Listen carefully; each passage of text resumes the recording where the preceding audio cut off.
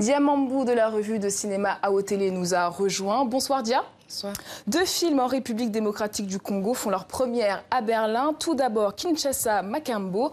Ce documentaire nous emmène dans les rues de la capitale en plein combat pour un changement politique. Un film signé Dieudonné Amadi. Commune à Facebook et Kabila dégage.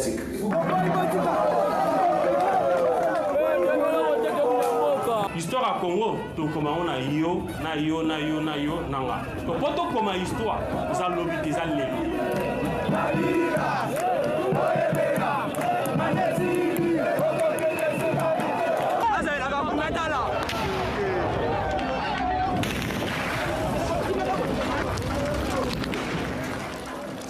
Alors Dia, c'est quoi la force de ce documentaire? Alors ce film suit 3 activistes qui militent contre le pouvoir qui est en place, un gouvernement qui refuse de partir, qui reporte le calendrier électoral. Le réalisateur prend sa caméra à l'épaule et nous mène dans les rues de Kinshasa. Lui seul, il filme absolument tout seul et nous sommes immergés en pleine rue de Kinshasa.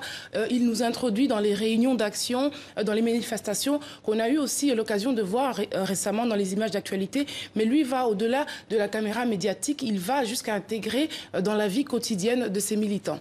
Un documentaire qui s'inscrit bien dans son temps et on peut dire autant de l'auteur. Oui, Dieudonné Amadi, qui nous vient de Kisangani en RDC, est un auteur, on peut dire, engagé. On a pu voir ça dans ses précédents documentaires. Ici, c'est son 4e film. Il rend clairement hommage à ces militants, à ces jeunes qui risquent quand même leur vie tous les jours. Il a voulu, à travers leur résistance, montrer les différentes façons de résister, que ce soit en étant un Congolais exilé ou bien en faisant de la sensibilisation sur le terrain ou encore en étant part d'un parti politique d'opposition. Alors on reste dans les rues de Kinshasa mais avec une fiction cette fois-ci. Makila nous révèle le parcours d'une jeune fille dont une rencontre va bouleverser le destin.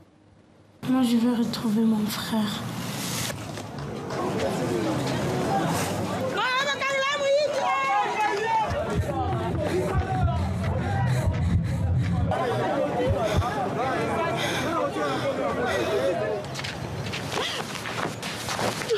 On a un poigne.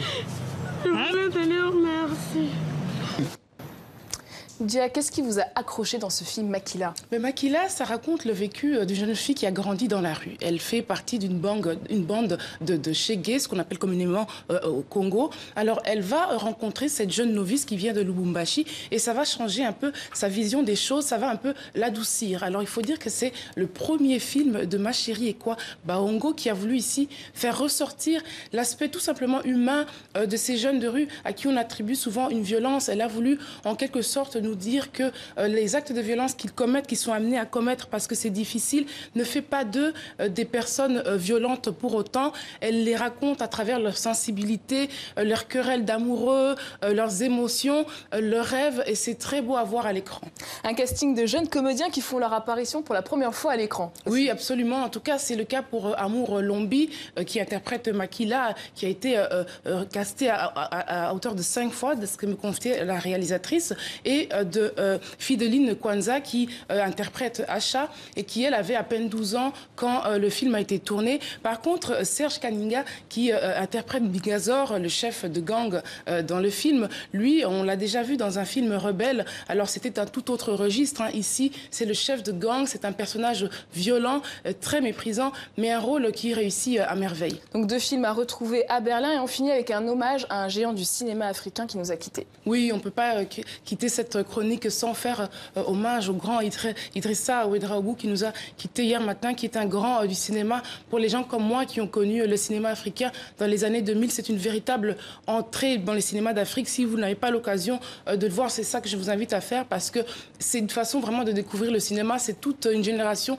qui le pleure aujourd'hui. Je pense que la meilleure façon de le rendre hommage, c'est de lui dire merci pour cette grande œuvre qui compte plus de 40 films, d'aller voir des films et surtout d'en faire. Très bel hommage. Merci Dia Mambou. Je rappelle que vous êtes critique de film pour la revue AO Télé, disponible sur Internet.